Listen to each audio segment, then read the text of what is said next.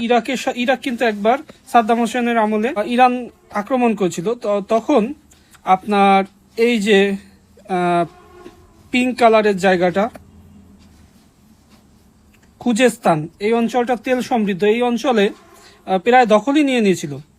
কিন্তু এর পাশে আপনার জাগরুস পর্বতমালা আছে, এই যে এই শহরের পাশেই, এই শহর থেকে আপনার পূর্ব দিকে এবং উত্তর পূর্ব দিকে এই জায়গাটা হচ্ছে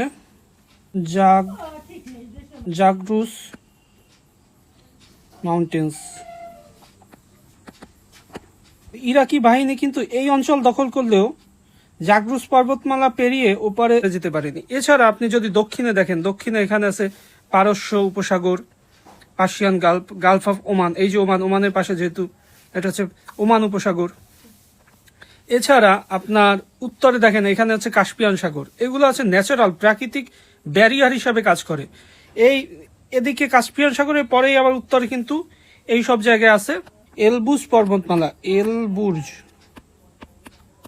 পর্বতমালা।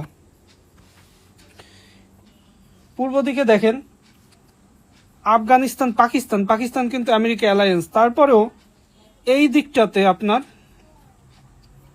দস্তি লুত নামে মরুভূমি আছে, দস্ত-ই লুত, এবং উপরে এই জায়গাটা আছে দস্ত-ই কাভির মরুভূমি।